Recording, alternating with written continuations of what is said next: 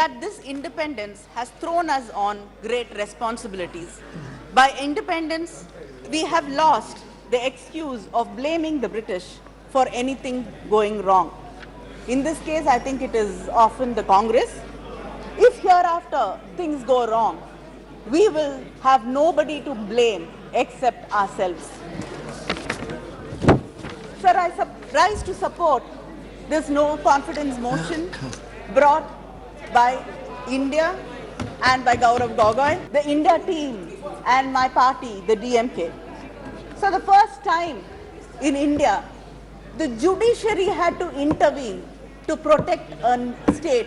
The government proudly says in Manipur, it is a double-engine government because it is a BJP government in the union and it's a BJP government in the state.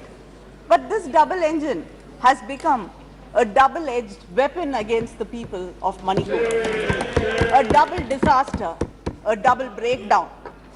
The PM, after returning from his trips abroad, chooses to speak to the media in a very rare occurrence outside the parliament. But he refuses to cross the threshold and come to parliament and speak with the fellow parliamentarians. A senior leader, Jaswant Sinha, day before yesterday in his article had mentioned, democracy is not defined by the beauty of its parliament building. It is dignified by the quality of its debates and the voice with which it speaks in unison on national issues. Today, India team is speaking in unison on national issues and you refuse and you fail to come here and respond to it.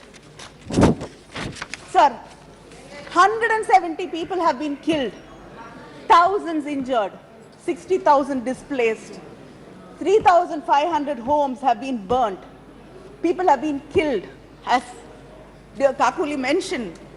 People have been beheaded, rapes on both sides. But when the Chief Minister of Manipur was asked, why have you not been able to control the situation for 3 months? The CM says, 2 brothers are fighting and the government is like a father mediating between them. Isn't this a shame? With the heavy security blanket the state has, the state of Manipur has the highest ratio of police personnel to civilians in India. 161 companies of central forces, including Assam Rifles, are present in Manipur, and yet the government has failed the people. The silence of the union government, the Prime Minister, and the inaction of the state government, which watched as houses burned, police armory was looted, and people killed each other. Women were being humiliated, stripped, paraded, raped, violated, and killed. This double engine stood hand in hand watching it all happening, saying brothers are fighting.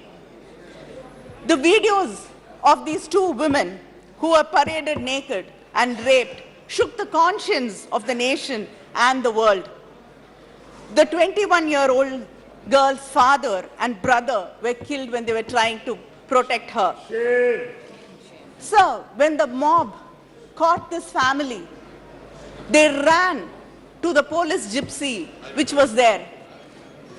They begged them to take them in the gypsy to somewhere safe. But the policemen refused.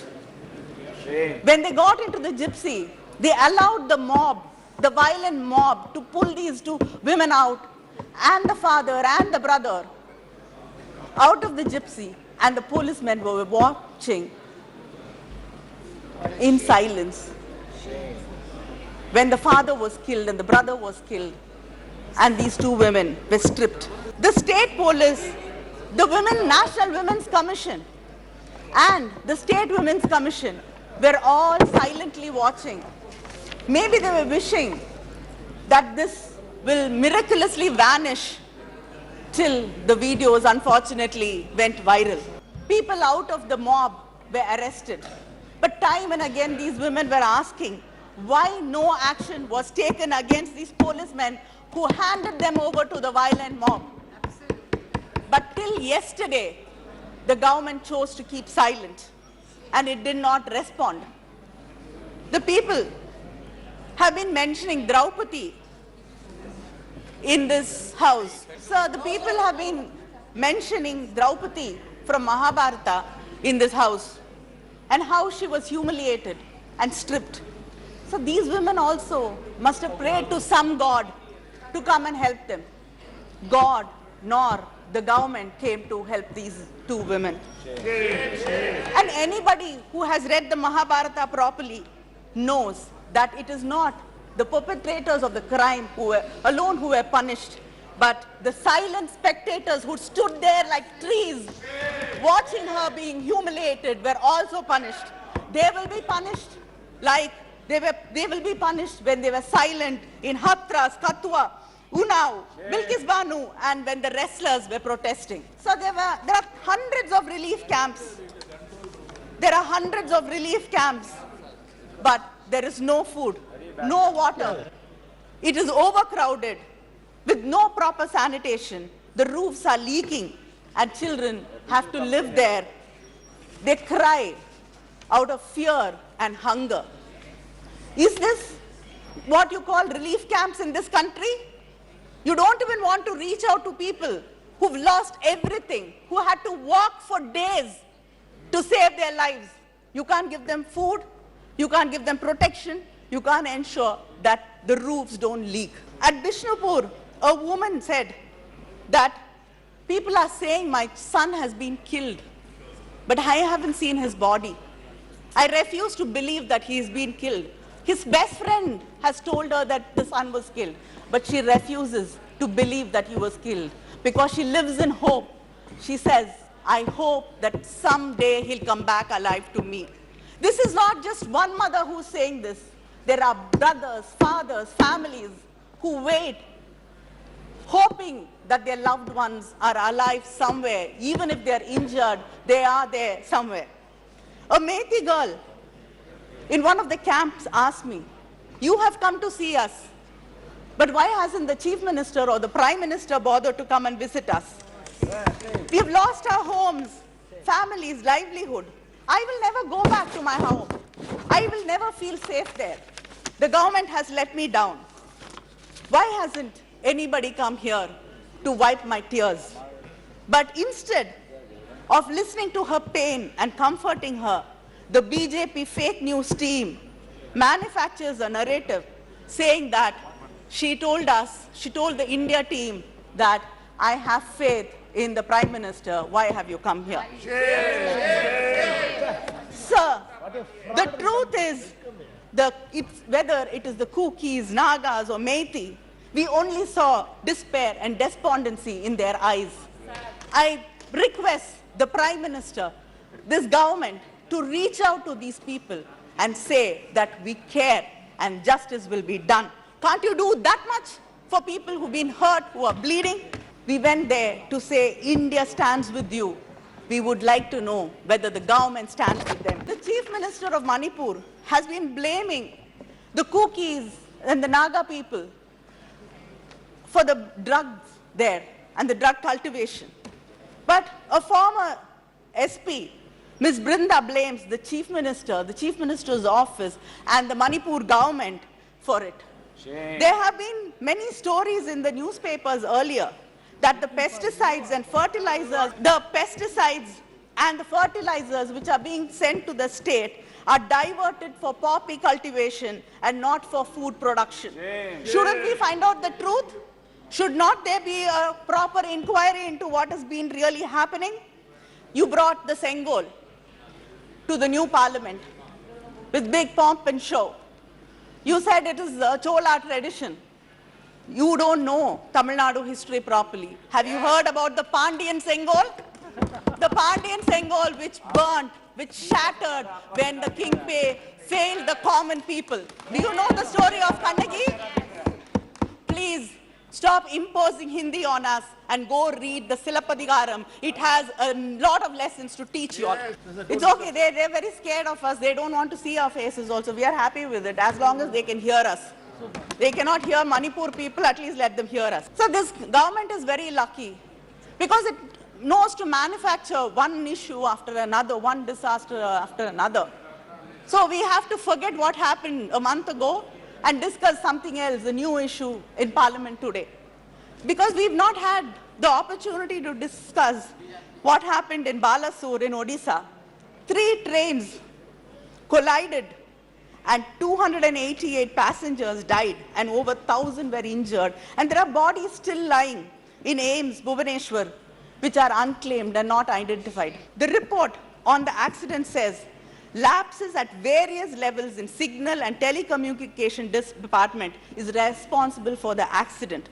And they've been warned, the government has been warned 2 months before the accident that there should be an inquiry and the methods of shortcut being used for signal and telecommunication system in the country has to be looked into. There are vacancy, operational safety categories, vacancy is over 50,000 people have not been employed. Isn't this the fault of the government? What is your response to the accident? What is your response to the number of people who've lost their lives? This government fears, deplores accountability.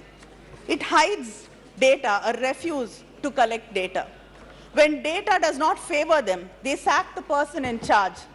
The NFHS chairperson was suspended when he exposed the false claims of the union government. The minister, when she was speaking, said that it is, the minister Smriti Irani said India is 100% open defecation free. There is not one single state which is 100% open defecation free. It is a total lie. And when the person concerned made sure that the truth comes to light, he was suspended. The employment data was withheld till the election results were out. And 2 people in the department, in the commission, resigned because of that. The unemployment rate is 8.5% in this country. Investments have dropped to half. It was 10.5%, it is 5% now. People are going back. More than 50% people are there in the agriculture sector. This doesn't happen in any developing nation.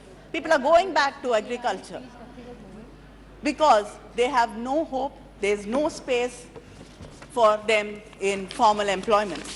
And the national policy for rationalization of schools has closed down thousands and thousands of schools, and millions of children have lost their opportunity to go back to school.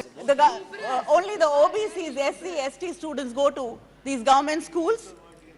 In a reply to the Rajya Sabha, the Union Minister of State has stated that 25,593 students belonging to the SC, ST, OBC communities have dropped out of central universities. Is this the India you're talking about? Is this the Bharat you proudly talk about, where students from suppressed communities cannot go to national institutions, central government institutions and study there because of discrimination? This government, we've been time and again threatened in this house with ED, we're going to jail. It is not only the opposition parties and the media which is being threatened by this government. The government creates a framework that exposes its own people to conditions of unfreedom and subject them to state brutality. Between 2014 to 2020, 7,000 people have been charged with sedition charges, and most of them, 7,000 people, and most of them are below the ages of 30. Isn't this a shame? Shame. And sir, the Prime Minister calls differently able people as Divyangs, but the pension which you give them per month is rupees 300, which is equal to 1 kilo of tomato in your government. Sir, it is not only the prices which rise in this government, it is crimes against women, which has risen to 26.3% in the past few years in the BJP government. A government which is indifferent, and its administration is indifferent to people, and they don't value people, or do they care about the well-being of the Indian citizens? But the irony is that you call yourself nationalists and call us anti-national. Are you nationalists? Do you care about this country? Do you care about people in Manipur, the women, the children there who suffer every day? Until today, you are hurting Mother India, making her bleed every day. India will teach you a lesson very soon.